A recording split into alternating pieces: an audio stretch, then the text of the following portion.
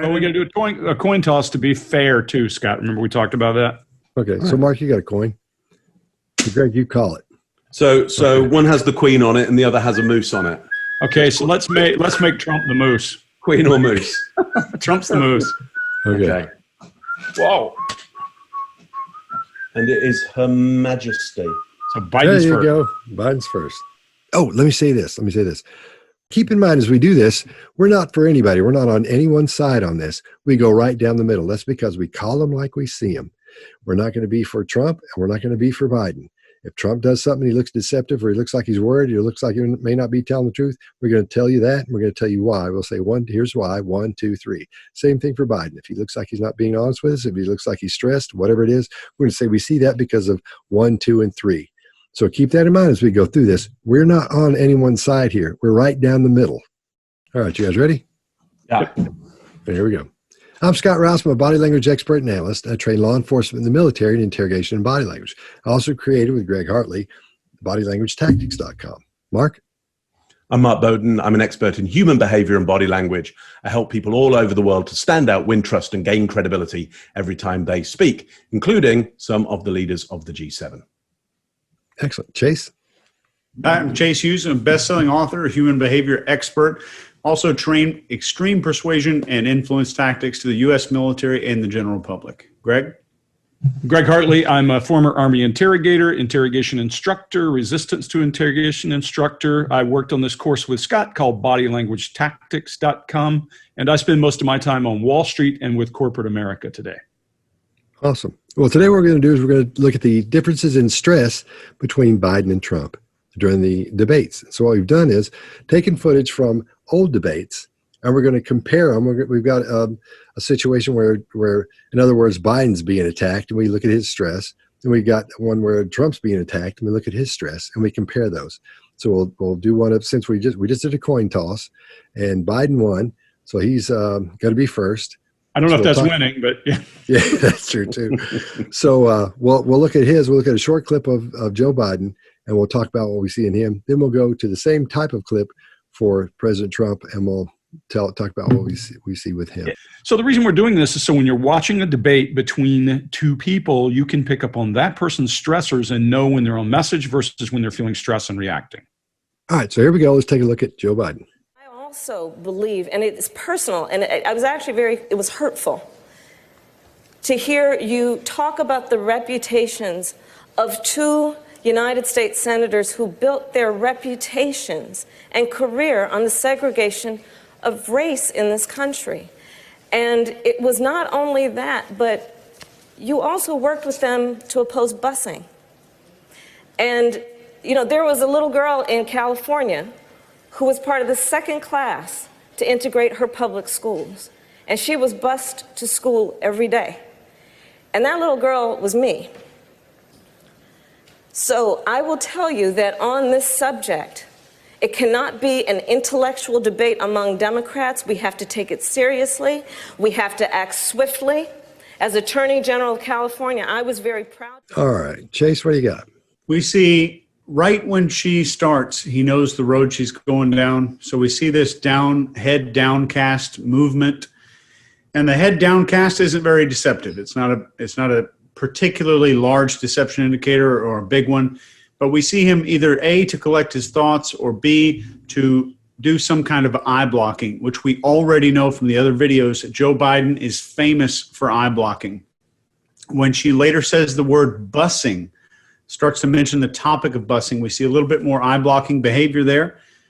And there is constant tension in this chin boss muscle here throughout, which typically, if you talk to pretty much any expert who's actually an expert, they'll tell you this is kind of a grief or a shame muscle. There's actually a really cool experiment they did in New York City after 9/11. New Yorkers don't talk to each other very much, but they would exchange glances to each other and just kind of raise that muscle. And they called that recently, just named that the shared grief expression, which I thought was really cool. And his blink rate goes from an 18 to a 74 in this time frame when she's talking about this. So I thought that was interesting. And I think there was some genuine concern, maybe some disbelief and some shock there as he turned his head. And I'll let you guys dissect the rest of that. Okay. Greg, what do you Greg, got? you want to go? Yeah. So this is a really good one because you see real pain in his face. I mean, this is not pretend. This is a great opportunity. All of the muscles in your face, and I'm going to try to remember the muscles. It's been about 1,000 years since I studied musculature, so I'll have to try to remember the ones. But for sure, you see his brow rise and come to a kind of a rise there in Duchenne's grief muscle. You also see, Chase has pointed out so well, that chin boss rise. But if I recall correctly, these are incisivus, these two muscles that are right beside your nose and that run down the long side of the face, and they hollow your face when you're feeling pain or grief so that you get that look. His eye contact is down. To your point, his chin is covering his throat, except for occasionally he'll look up, and you can't miss that blink rate. It's one of the best we've ever had, I think, in terms of escalation. All those muscles show that he's really feeling grief. He does the eye blocking piece, and then he moves down to the right into an emotional conversation, and then back down to the left in internal conversation. I later read he felt like he was flat-footed when this happened. He was not ready for it. And you can see it in his face. It's very good and very easy to see the pain and grief. So, Scott, what do you got? I think he's being pretty stoic at this point. He's standing there and he's taking it, because he sees it coming, I think, when she's talking about it. But he sees slowly throughout the whole piece, we see his eyebrows come together really slowly in there. We see that, what Greg was talking about earlier, we see that come together really slowly. So it's growing. The feeling that feeling is growing for him. And when she says the word bussing, he blinks 5 times in 2 seconds, which is a load. I never paid attention to blink rate a whole lot until Chase brought it up every 4 minutes. I was like, geez, there's something there. And then and when she says on that bus, she was on the bus, his blink stares down to almost nothing, goes down to nothing. Then when she says that and he turns to her, he starts staring, his eyes get wider and wider and wider. They're not out of hand or anything, but they start getting wider. He's trying to take in all the information he can, but at the same time, I think he's thinking about what he's got to say next, because that's pretty hard to get past, but I think he does a good job doing that. Mark, what do you got? Yeah, so what's interesting for me is this is exactly what I train people for, or certainly politicians for, these exact moments. And so what I'm seeing is some of his reactions are trained reactions and countermeasures, because he knows what's coming, and then his countermeasure stops working for him because he gets hit with some specifics that his unconscious mind his conscious mind can't countermeasure. He wasn't expecting. So I would say he's expecting something to come up around this area. And so you see him play his countermeasure, which is to break eye contact and move his head completely away and stay very, very still. So he breaks, and there's some eye blocking there, and there's some stillness. But this, for me, is just an avoidance tactic, and it actually works quite well. And I think that's why Scott says, it's pretty stoic what's going on there. And I think that's, at this point, what he's trying to present. World leader, stoic, good point, but look how I handle this like a rock.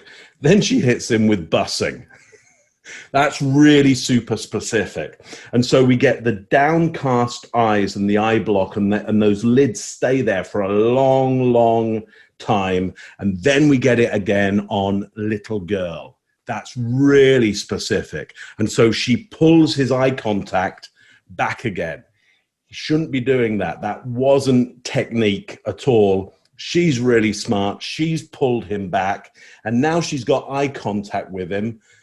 He's under real stress. So what I want people to notice is there's how he deals with technique with the stress, and then there's what he's like when he's really under the stress. And on bussing and little girl, that's him really under stress. That's what I got for you. I also believe, and it's personal, and it was hurtful to hear you talk about the reputations of 2 United States senators who built their reputations and career on the segregation of race in this country. And it was not only that, but you also worked with them to oppose busing. And, there was a little girl in California who was part of the 2nd class to integrate her public schools. And she was bused to school every day. And that little girl was me. So I will tell you that on this subject, It cannot be an intellectual debate among Democrats. We have to take it seriously. We have to act swiftly. As Attorney General of California, I was very proud. All right, now let's move on to the same type of situation with President Trump. Secretary Clinton, do you want to respond? Well, like everyone else, I've spent a lot of time thinking over the last 48 hours about what we heard and saw.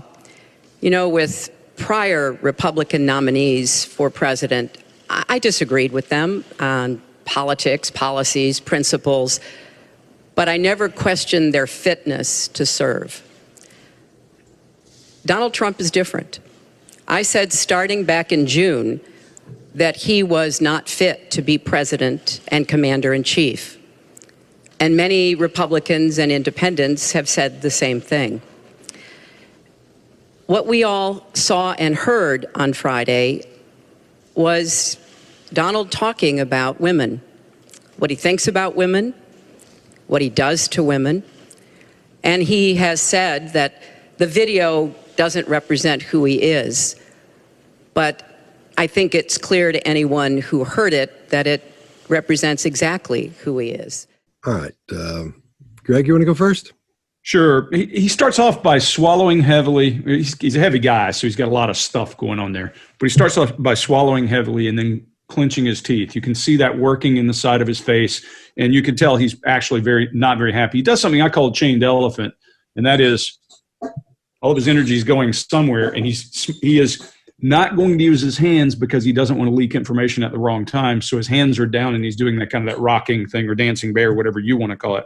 His eyes are focused on a threat, but he's remembering to connect. If you watch him, he's looking at her like, I can't believe this. And then he'll turn and remember he's supposed to look at the moderator and make eye contact and keep up with the audience. He mouth grooms at one point, does this, opens his mouth, almost says something, and then realizes bad idea and stops. So he almost let that objection out. And he does that weird thing that he does with pursing his lips to control that, like it was an accident and he just fixed it. He purses his lips several times in self-control. And then when she starts to attack, that chained elephant thing increases dramatically. He squints at her with a lot of scrutiny, and then he does some downright eye movement, goes back to the pursed lips, but he controls all this, squints his eyes, and looks at her. You know, one of the things that I want to point out with him and with anybody like him who came to politics from somewhere else, politicians have to make everybody some kind of happy. CEOs don't. So they come in with a whole different set of body language than people who have had to be in the public eye and make people happy along the way. He's not an entertainer. I'm not taking that away from him. But when you're the 800-pound gorilla, you get to make your own kind of rules. Once you become president, you work for a whole lot more people. So you see some of that here. Chase, what do you got? I get to say it this time. Hey. We see something here that Barbara and Alan Pease, as far as I know, coined this term. It's called the fig leaf. And the fig leaf behavior is when a male wraps his hands or clasps his hands in front of his genitals. And for women, we see a behavior that men don't do very often, which is a single arm wrap, which is where one arm wraps around the body and covers the uterus. I know you can't see it here on camera, but both of those behaviors are typically done during one of three circumstances. And this is when someone is feeling vulnerable, threatened, or insecure. And this is a classic display of this. This is a cherry-picked example. I could not have scoured the internet for a better example for you guys to see this. So that is great fig leaf behavior, which is called a genital protective behavior in the grand scheme of things. We have some sour puckering, which I'm going to leave all to Mark. I'm not even going to talk about it. But this body swaying behavior here that we're seeing is a repetitive motion. And if we go back to the grandfather, all of our body language dad for all of us, his name's Joe Navarro. He has a book called What Everybody is Saying. It's right here. In this book, he talks about this, and in his keynotes, he talks about this. It is profound, and it could fit on a Post-it note. Any repetitive behavior is self-soothing. Any repetitive behavior is self-soothing, and I think that's great. However, if you want to use this in your life, So this self-soothing comes from a spike in anxiety, and the body says, I need to burn this crap off. I need to get rid of this stuff. So it starts to do repetitive behaviors to burn off the energy. If you're ever needing to control this without other people knowing, curling your toes into your shoes, tightening your leg muscles if there's a table between you and the other person is a great way to burn off that excess adrenaline. And I will pass it to Mark. What do you got? Lovely. So let me first of all address the sour taste or the bitter taste in the mouth, or what we often call the sucking of a lemon. And so now that's a little bit different from the lip pursing, which we see later on. But check back in that video for moments where you see like little indentations back here, and that's the bitterness. So as kids, we start this reflex because alkaloids that are in bitter tasting stuff, they're medicinal, but for most kids, you don't want lots of it. So we develop this bitter taste to kind of push out those alkaloid containing leaves that we might have eaten. What we know is that's the unconscious mind going, oh, this is really bad medicine. This is poison. There's something poisonous going on here. Look, here's what I see around here that I love. So first of all, yeah, we absolutely do see that fig leaf, but also we see the body tuck in because of that, and you get minimization. For somebody as big as Trump, and he's a big lad, he's a big man, okay? If he starts to minimize, especially he's wearing suits that are designed to create an even bigger shoulder mass than he even has, and he's big in the shoulders anyway. So we know he's under pressure here because he's literally compressing himself in. What I love to see from him is that cheek blow that he does. Yeah, you see it a little bit there. And I would say that's him saying, I'm not quite sure what to do here. I don't know. I'm going to have to contain my air around this. I don't think he was expecting this one. He's not expecting this particular attack, which I would say from my point of view means he's not prepared this fully. In fact, I think if he'd been better coached, better prepared, he would never be allowed to do a fig leaf. He would never be allowed to minimize. We'd have a countermeasure for this already. And so we get this lip pursing there as well, which is disagreement. The bigger, the more extruded the lips, the bigger the disagreement. He does that at least twice, and it builds. So for me, the interesting thing is what's triggered this? What's triggered something he doesn't know how to countermeasure? And I would say it's a direct character attack on him being unfit to lead. Now that I know that, now that I speculate, if I can attack him, his character directly around unfitness to lead, he will be destabilized. So should I be training his counter? That's exactly what we'd be going for, to see if we can get those kind of behaviors. We'd be working out ways in order to directly attack his character and say that character fault means he's unfit to lead. Great to see that, because, what I'd normally expect from him, if he's expecting attacks, is that he'll do a number of weird faces, like a succession of three things. I can't do it very well, but Greg, I've seen you do some brilliant kind of yeah, exactly, like he'll do a bizarre, array of a succession of extreme facial coding, which is impossible to read. He uses, and I'll leave it at this, but he uses all that stuff as a regulator, or as you would refer to it, Mark, a moderator. He controls conversation with it because he looks at you like, then people back down. That's exactly it, Greg. And he doesn't do that in this situation, which makes me think he's totally off guard here and he's destabilized, because for me, that would be his usual go-to, and he doesn't manage to execute it. Right. Yep. That's my piece on that. Scott, take it away. Yeah. For it. Let's talk about that cheek blow thing for a second, because I think what we're seeing there is the same thing we saw with Robert Durst in The Jinx. Remember in The Jinx where they confront him about the murders, and he starts talking about that, and you see him start burping. because he gets that and that's very common when someone's in that situation. They see it coming, or something. They get information they don't know that person has, and they'll burp some. And Robert Durst in The Jinx on the Netflix special, it looks almost fake. He's doing it so much, and he's doing it loud right in front of the guy. He's not trying to hide it. But I think what we're seeing there, since he got that information when she said Donald Trump is different, that's when you see that little mouth thing he does. Then that little, I think he's burping, because if you see him almost push like that, you see him scooch just a little bit. Watch when we replay this. I think it's a burp, because I think that's the digestive system. You're going, oh man, here we go. Because then again, fight or flight's kicking in, and everything's moving away from the things you don't need, and to start swinging or running or whatever you're going to do. And at that point, he's thinking, I'm loading he's thinking about what he's going to say next. So that's what he's getting into there.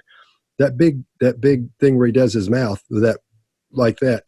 Lance Armstrong does a thing and that I coined called monkey mouth. I haven't seen it a whole lot. This is similar to that for me, to what it looks like to me.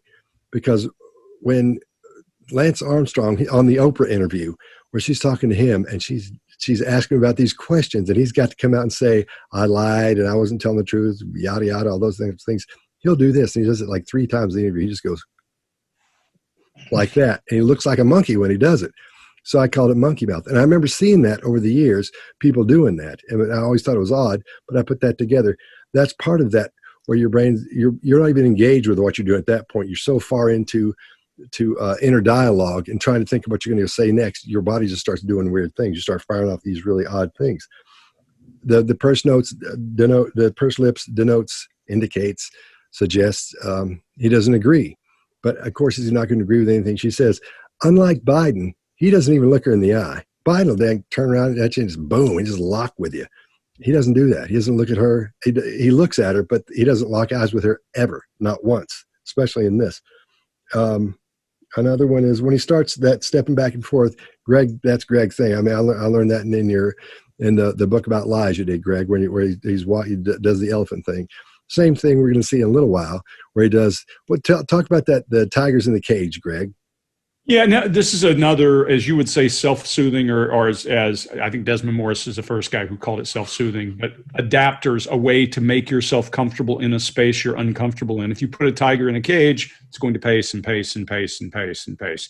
And humans do the same thing. If we're feeling something, it's going to leak somewhere. That adapter is his way of relaxing, moving around, releasing nervous energy. And he happens to have his hands in front of his crotch. To your point, Chase, great call. I call that sacred space. When you make a space for yourself and make yourself comfortable in that space, you own everything. That's a way to soothe a hell of a lot of stress. Right. And then toward the end here, we see he's moved from looking like this to he's almost like this as his fight or flight's kicking in, and his head is down. It's not major, but if you look at the two, as you go through, you'll slowly see that happening to him. He's squinching up, and those arms are getting tight, and he's not flexing, but he's getting all tight up in there. You'll actually see him get smaller as his arms get tighter on his chest. He's famous for doing, as we all know, his arms being squished to his chest. And he'll come out of there and start gesturing, do his illustrators with his arms tight to his chest, which is a little bit odd because you don't see that all the time. So that's a little bit different. It's a classic Trump move. And you guys have covered everything else. So that's good for me. Secretary Clinton, do you want to respond? Well, like everyone else, I've spent a lot of time thinking over the last 48 hours about what we heard and saw. You know, with prior Republican nominees for president, I disagreed with them on politics, policies, principles, but I never questioned their fitness to serve. Donald Trump is different. I said starting back in June that he was not fit to be president and commander-in-chief. And many Republicans and independents have said the same thing. What we all saw and heard on Friday was Donald talking about women, what he thinks about women, what he does to women. And he has said that the video doesn't represent who he is, but I think it's clear to anyone who heard it that it represents exactly who he is. You ready to move on? Great. Here we go. Nice. And Senator Warren. Mr. Vice President and Senator Warren. Hey, I'm the only one on this stage that actually got anything done on health care. Okay? I'm the guy the president turned to and said, go get the votes for Obamacare. And I noticed what everybody's talking about is the plan that I first introduced. That is to go and add to Obamacare, provide a public option, a Medicare-like option. It cost and increase the subsidies. It cost a lot of money. It cost $750 billion over 10 years. But I pay for it by making sure that Mike and other people pay at the same tax rate their secretary pays at. That's how we get it paid, number one. Number two, you know, from the moment we passed that signature legislation, Mike called it a disgrace, number one. Number two, Trump decided to get rid of it. And number three, my friends here came up with another plan. But they don't tell you. When you ask Bernie how much it cost, the last time he said that, I think it was on your show, he said, we'll find out. We'll find out how, or something to that effect. It cost over $35 trillion bucks. Right. Let's get real. Senator Warren, you get the final word on this one. Uh-oh. That's your dog, Mark? That's my dog. What's your dog's name? Peach. Peach. How It's British? Maltese and shit. All right. Greg, or Mark, you want to go first? Yeah, sure. Here's what I see. Way off his baseline here.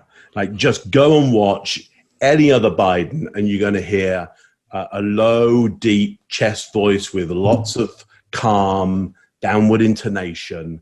You're going to, you know, have a slow, gentle rhythm. There's something quite comforting, essentially, around Joe Biden's baseline. What do they call him? Uncle Joe? Is that, you know, there's the kind of the soft cuddliness to him. This isn't here at all.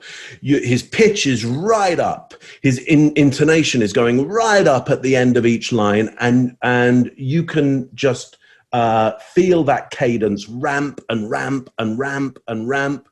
We start to get the anger in the eyes, the narrowing of the eyes. We start to see the bottom teeth. We certainly see lip tightness. So we've got big indicators there of anger, raised voice, the upward inflection, which means it's not commanding anger. It's getting pretty out of control here.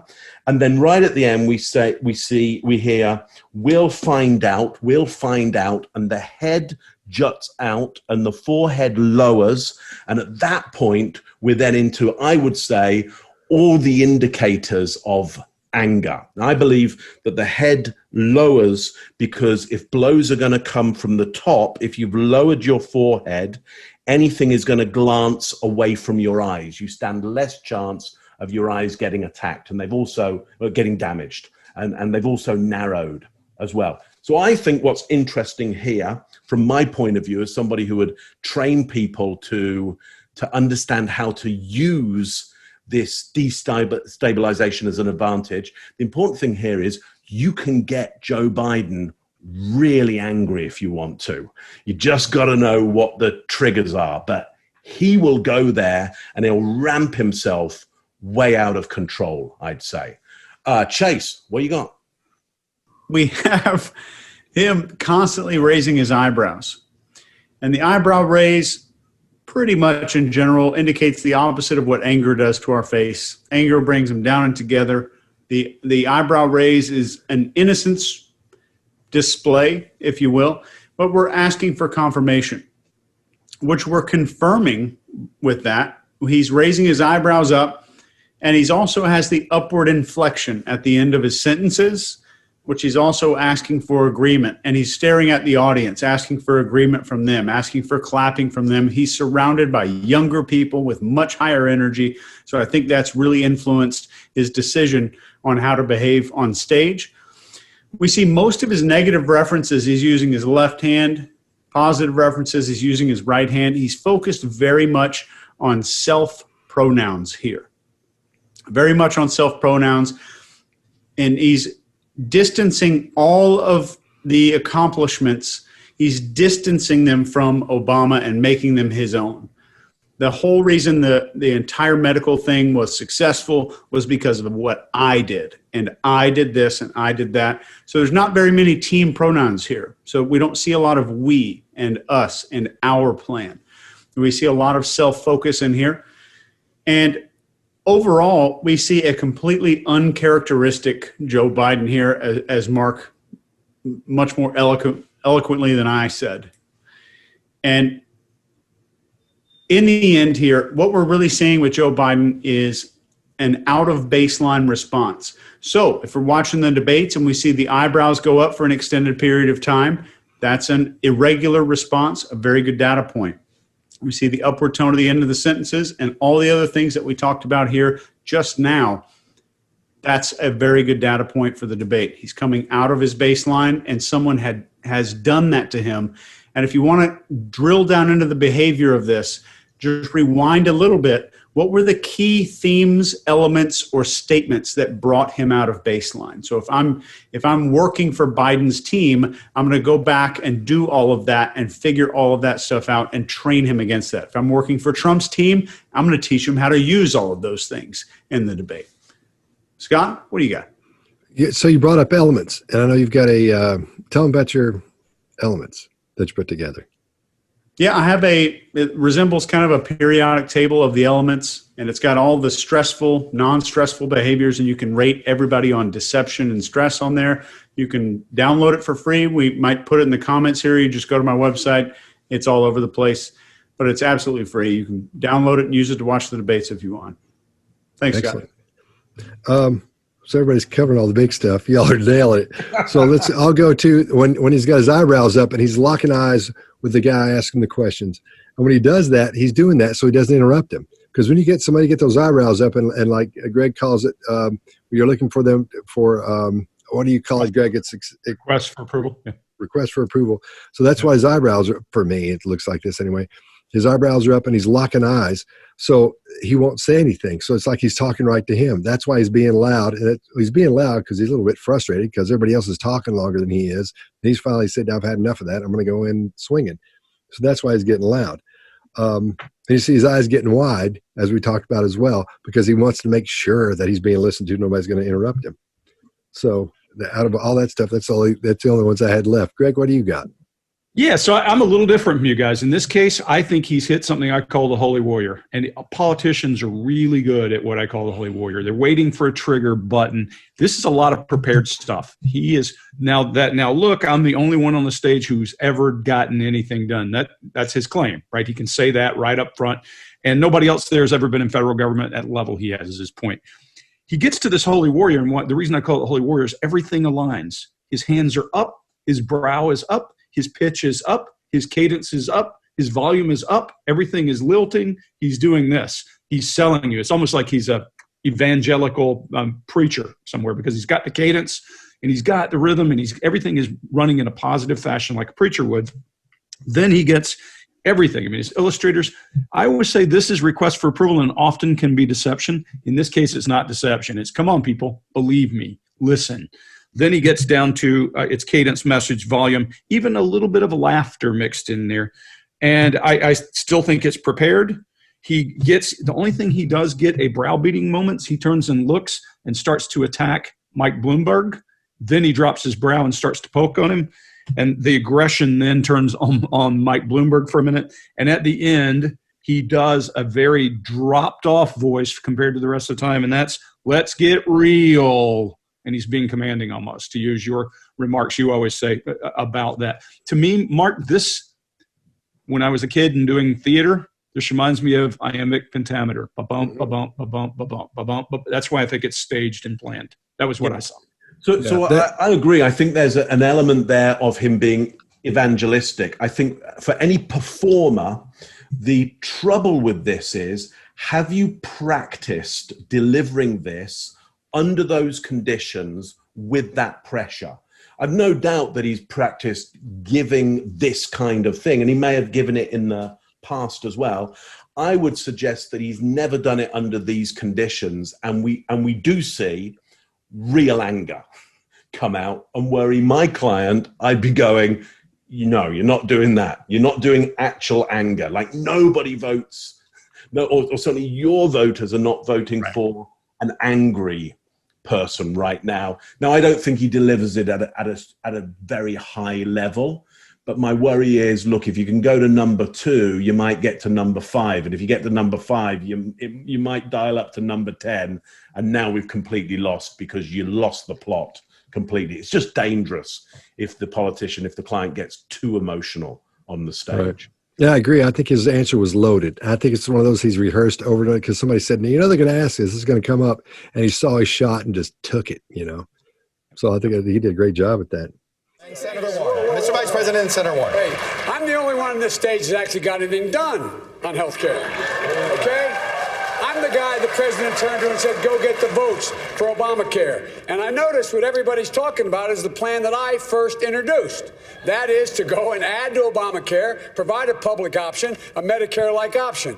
It cost and increase the subsidies. It cost a lot of money. It cost $750 billion over 10 years. But I pay for it by making sure that Mike and other people pay at the same tax rate their secretary pays at.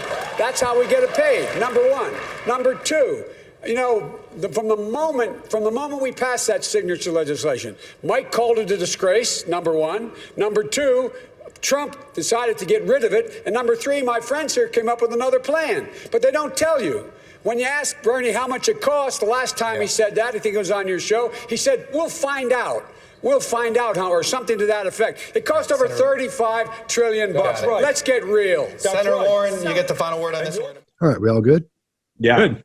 Yeah. All right, here we go.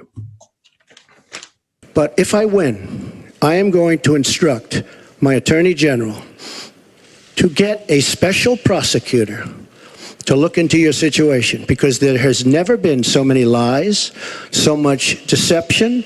There has never been anything like it. And we're going to have a special prosecutor. When I speak, I go out and speak. The people of this country are furious. In my opinion, the people that have been long-term workers at the FBI are furious. There has never been anything like this where emails and you get a subpoena, and after getting the subpoena, you delete 33,000 emails. And then you acid wash them or bleach them, as you would say, a very expensive process. Greg, that sniff is yours. So, oh yeah, I love this one. I love this one. Well, the Trump sniff can be many things. He counts, he will count victories with a sniff. This one's not that, but he will count victories. Every time he scores a point, he'll go, he's keeping track in his head. I know other people who do it all the time. I live in the South, not an uncommon thing in the South. Not that he is Southern. This is the best example of fight or flight we're going to see in a long time. It's not that he's afraid or angry. Every one of us, every one of you listening, every one of you watching has been in a position where you're in an argument with someone and there's tense words. And when those tense words occur, that brain goes, okay, fight or flight. I always say this. Our brain is not smart enough to tell the difference between having our rear ends chewed by a tiger or our wife. They're the same thing. Our bodies respond the same way. We're primitive. Our brain starts to function and go, oh, I'm in trouble. I need to run. In this case, it's shallow breathing. Chase, you talk about being able to see a person breathe in their upper chest versus their gut. What happens when the shallow breathing occurs is your respiration's short. It might sound heavy, but it's so short, you're only filling the top of your lungs. So you hear them going, and you can hear him sniff in heavily a couple of times. His cadence shifts because he's in an emotional state, and you can see his movement of his hands shifts, his word patterns shift, the pitch of his voice shifts. It's higher pitched because he's breathing rapidly, and that air is passing his vocal cords a lot faster. He's irritated, he's ready, he's angry, and he's going after. You can watch him swallow up top as well. The swallowing is up high. It's not a deep, relaxed kind of down here. And his attack and the message and his eyes are all focused on Hillary. He's got one target. I wish we could see him up close because I can bet you he's got some pupil dilation. His blink rate is up, but his eyes are locked. That's aggression all day, every day. So this is the best fight or flight I think we're going to see, and especially from a big man. And I think, Scott, you're next in this time. All right. I think I agree. And everything we're seeing here, I think, is classic Trump. Everything from his illustrators are the things people use when they're emphasizing specific words or phrases, like I just did right then. Trump he uses almost all of them. He doesn't use that 3.5 where he's doing this because he's not talking about things that are personal like that. But this is a loaded answer as well. He was ready for this. So for this attack. his illustrators, he's using them so much they're almost on every word he says. Everything he's talking about, he'll use an illustrator. He'll even switch mics and go back over here. And he's using his little okay thing on the left, but he uses his little pinch thing on the right. He's doing his pinch thing. That's when he's hitting specifics. He always puts his fingers spread like this, and he'll hit that like that. So specifically this and specifically that. That's what he's doing with that. I think he's trying to do that over here, but it ends up being like an okay sign as he's doing that.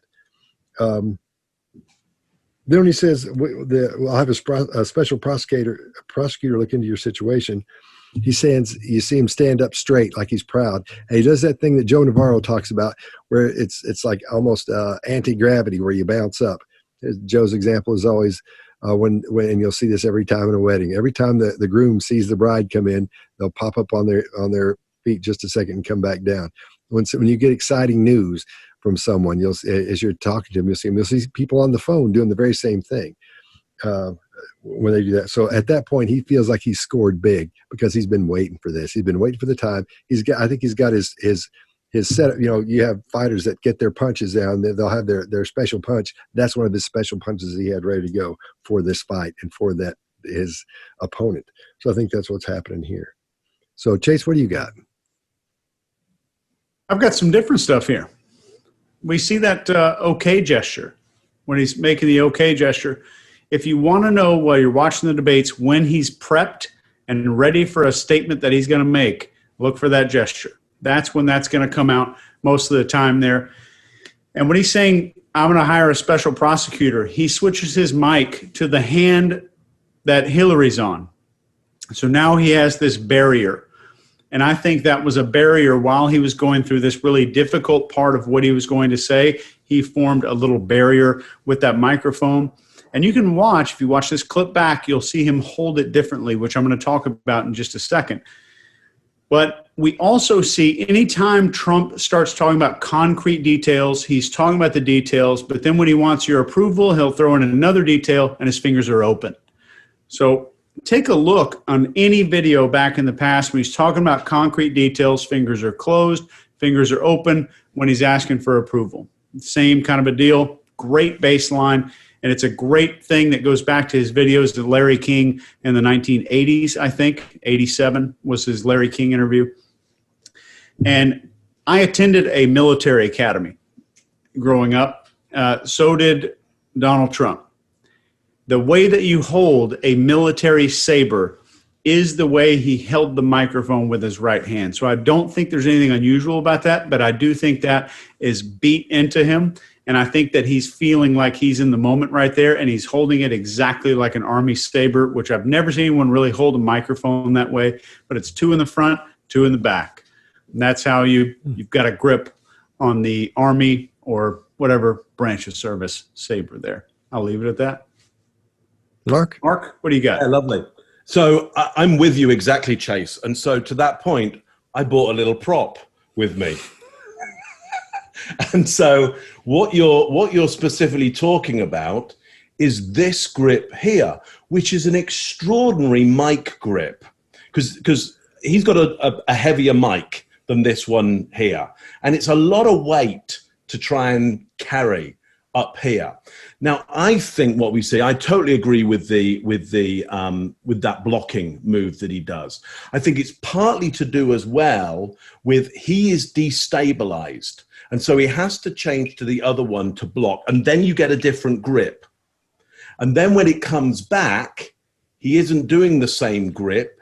He's gripping it like this. So because this is a beautifully finessed, delicate way of working with a mic. And he's destabilized enough that he doesn't go back to that grip.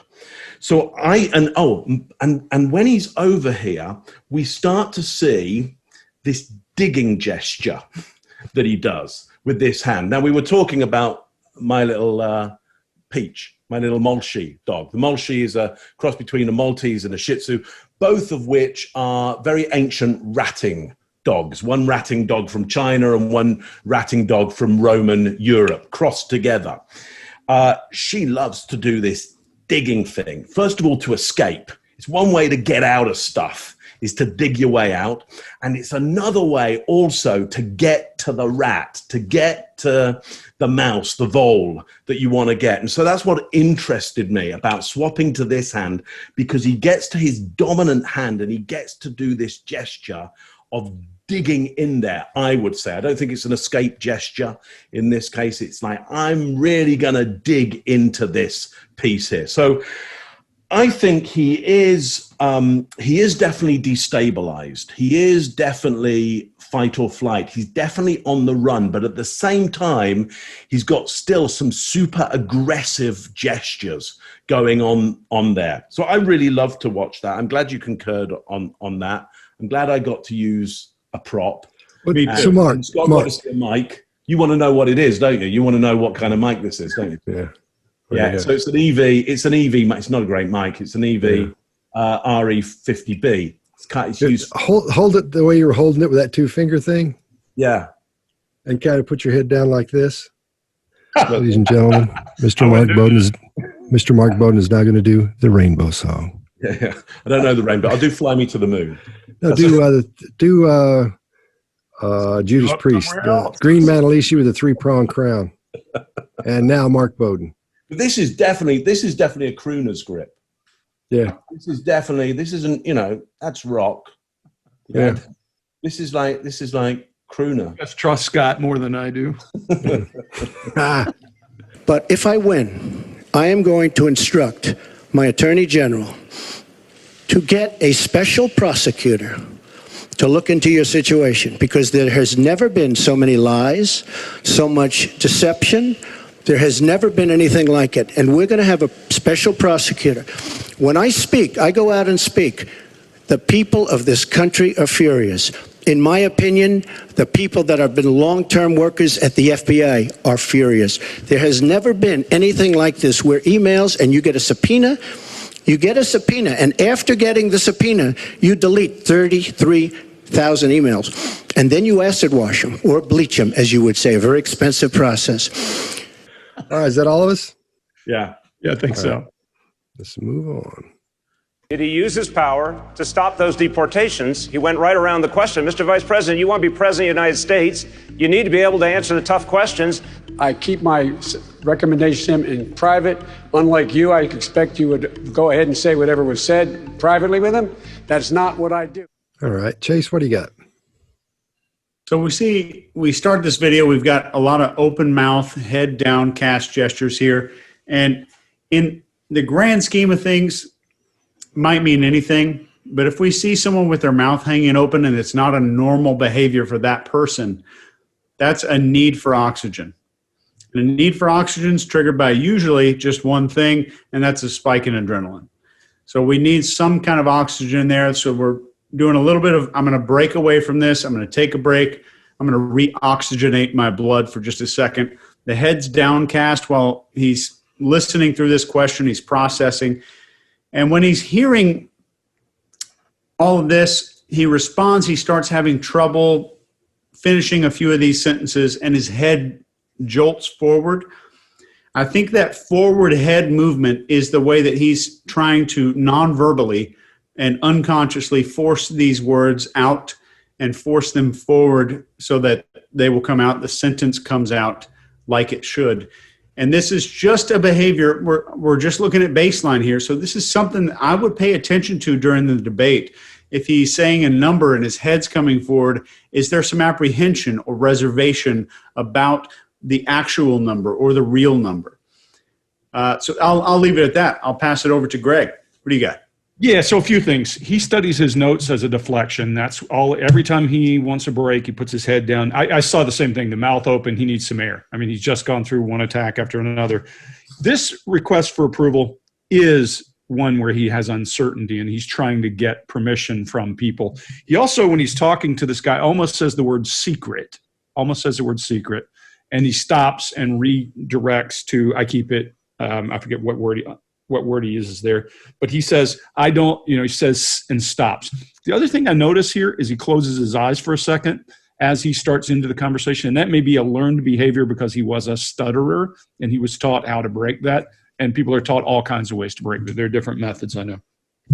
He has concern and grief in his face when the guy's attacking him, of course. And then he does the closed eye piece. And then my favorite part is he says, when he almost says secret, he says, he turns and he says, but you would probably tell everything you knew, as he turns his face away from the guy, literally turning his back on him and engaging the audience. To me, it's a masterful way to get out of a hard conflict that he knows he's not doing well in, because you can see the concern in his face. And that's what I got. Scott, I think you're next. Or Okay. Mark. Well, he's using his head as an illustrator. A lot of times, and he'll do that quite often. And sometimes his illustrators aren't, in this case, aren't right on the money. When someone is you're illustrating something, you say, I'm not going there because this happened and this happened.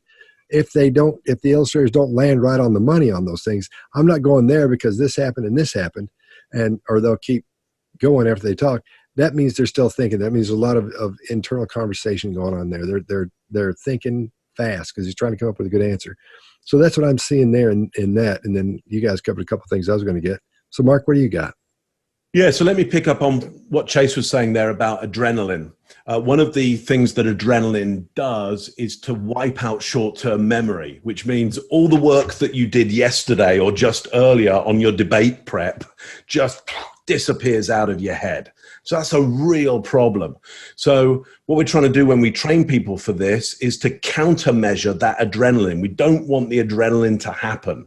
And now, people are going to go towards fight and flight. It's the reason why people want to watch debates is they know it's extreme pressure. They want to go, look, have we got somebody here who can lead us under pressure? What's our best way of testing this? All right, put them in the ring together, see how they do, see who comes out like a leader for us. So we're trying to countermeasure what is absolutely going to happen. I think we absolutely see an adrenaline rush. Absolutely right. That gasp for oxygen, the wiping of the memory, so he doesn't quite know what he's going to say. He's now lost his countermeasures for that stuttering, so we do see those words collapse on him. Stuff doesn't start to make sense to us because we're not hearing all the words because he's not getting them out.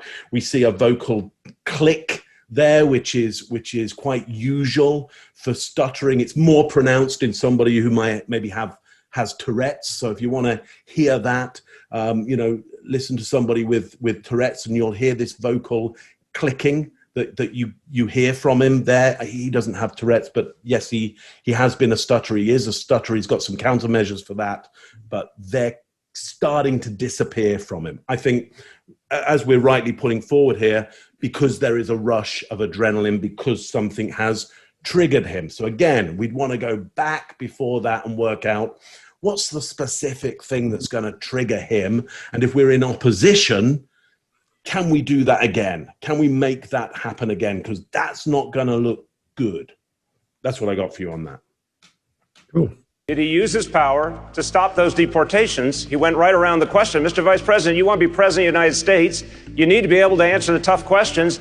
I keep my recommendations to him in private.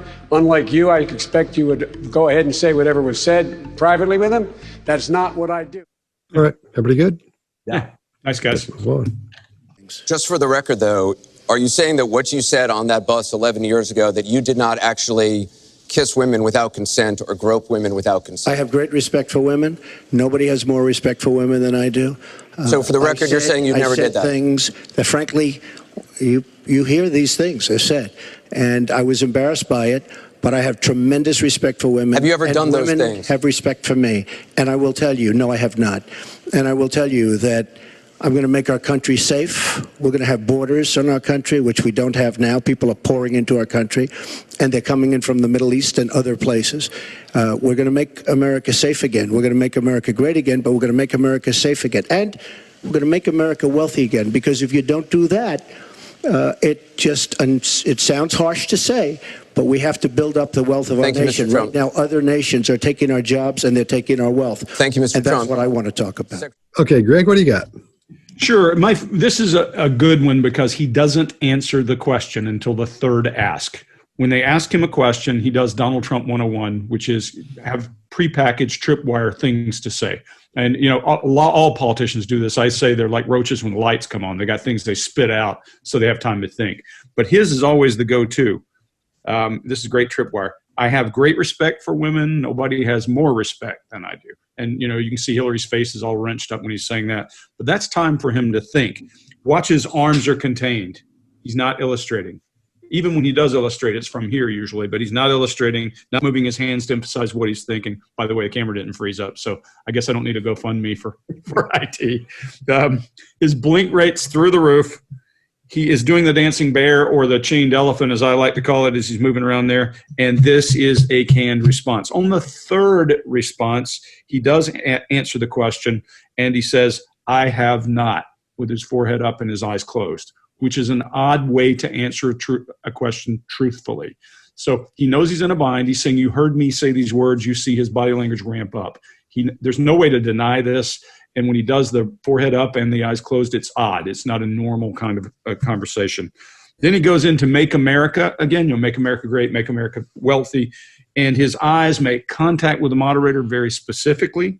He's on message. He's doing what he does best. He picks up his hands and he goes into cell mode, and his blink rate decreases. He's back on path, so he's able to talk. And that's what I got. Chase, what do you got? So we start the video off. He's holding the microphone right in the middle here, and he moves it immediately off center line. And I think this is him getting training from some kind of a Mark Bowden character. Mark, were you on say, don't let anything cover the middle. Keep it away from the middle. Everything. Don't cross this line with this hand.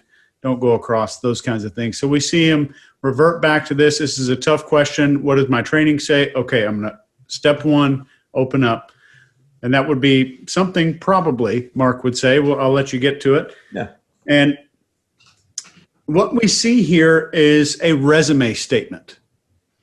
So I ask a sexual predator what happened when this young lady was in your car at the softball field, and his response is, I have a master's degree in behavioral psychology. I know exactly what that would do to a kid. I've been volunteering teaching here for the last 14 years. My kids are friends with David's kids. So that's a resume, but it also doesn't answer your question, which on the behavioral table would make it a 9. So there's a lot of things here that we're seeing. We're seeing some eye blocking, which Greg already covered. But there's one thing in particular that I'd like you to pay attention to here. There's a psychological principle, well, 2 actually, that are called the primacy and recency effect. This is our tendency to remember the beginning and the end of certain things. So if I am trying to persuade an audience, no matter what, I will even interrupt the moderator of a debate to make sure that the final message is what I really want people to remember. Our brains are millions of years old. They tend to remember the beginning and the end of events. If you think back to your birthday party when you were a kid, or Christmas from a few years ago, the beginning, walking downstairs and seeing the presents, and the end, putting all that crap into a big trash bag and taking all the wrapping paper and stuff out of the house. So the primacy and recency states that we're likely to remember that stuff. So we'll start with that message. Nobody has more respect than me. And we'll end with the message, we need to make America wealthy again. And that, as a human, is what we, all of us, are most likely to remember from his answer. And I'll pass it to Scott. What do you got? All right, great. You guys nailed a couple things I was going to hit too. But going back to what Greg said, we're seeing behavior here that isn't normal for him. You know, we see him that he's all tight. He's not moving. We see no illustrators at all until what? Until he starts talking about money. As soon as he hits money, hey, here it comes.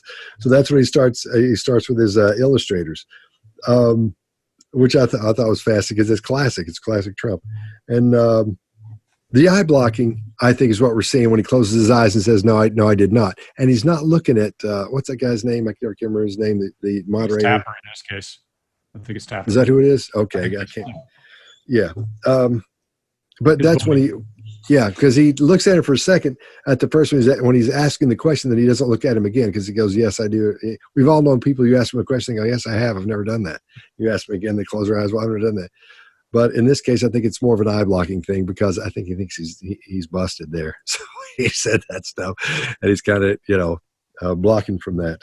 And when he's answering his questions, he's looking at the camera when he's answering. He's not looking at the moderator. He's not looking at his opponent. He's looking right down the barrel, man. So, which is classic Trump. He knows where the money is. You know, he looks right down where he's supposed to be looking to who he's selling to. So that's where I am with it. You guys covered a lot of stuff, and I had to mark a bunch of junk off. But so, Mark, why don't you wrap it up? Yeah. Okay. Let me tell you what I see, and also tell you how I'd help this particular person if that was what I was doing.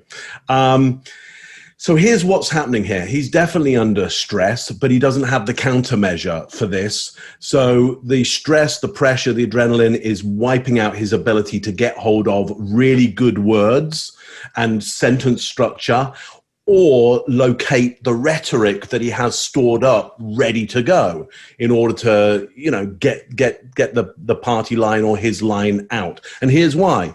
He's stuck with this flipping mic in his hand. So first of all, I would have never have allowed that to happen. I'm saying we're not going to have my client using a mic, because it means that they can't use their illustrators. And when you can't use your illustrators, it stops the Broca's area producing good words. The dexterous nature of the fingers is attached to the Broca's area that does language.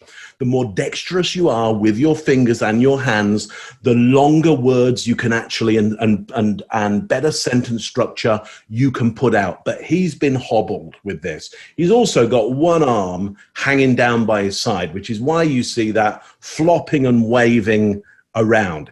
He hits it at the end because suddenly he realizes, if I bring this up and start some of my dexterous gestures, I can get back onto my script. But really, his dominant hand for that is this one here. And he really needs to change his mic to that, or get rid of it and get both hands involved. And then he would have got himself back out of fight and flight and back into his learnt structures. So, we've absolutely got him under stress and pressure here. He doesn't have the countermeasures. He doesn't know what to do when he feels that stress and pressure to countermeasure that. So let's see in debates whether he's improved around that and whether his teams will allow him to have a handheld mic or not. That's what I got for you. Just for the record, though, are you saying that what you said on that bus 11 years ago, that you did not actually kiss women without consent or grope women without consent? I have great respect for women. Nobody has more respect for women than I do. So for the record, you're saying you never did that? I said things that, frankly, you hear these things are said, and I was embarrassed by it. But I have tremendous respect for women. Have you ever done those things? Women have respect for me. And I will tell you, no, I have not. And I will tell you that I'm going to make our country safe. We're going to have borders in our country, which we don't have now. People are pouring into our country, and they're coming in from the Middle East and other places. We're going to make America safe again. We're going to make America great again, but we're going to make America safe again. And we're going to make America wealthy again, because if you don't do that, it sounds harsh to say, but we have to build up the wealth of our nation. Right now, other nations are taking our jobs and they're taking our wealth. Thank you, Mr. And Trump. that's what I want to talk about. All right. Well, there we go. In our looking at stress in the two, I guess we're going to call them opponents for the debates. And I guess that's it for this one. So if you like our channel, you like what we're doing, go ahead and subscribe and hit that little bell so it lets you know when some news come out. All right. Yeah. Anybody else want to wrap up with anything else? Chase, where did you say we get the table of elements? Just chasehughes.com. Okay, cool. All right. Is everybody good? Yeah. Thanks, everybody. Right. Yep. Thanks. See you next time.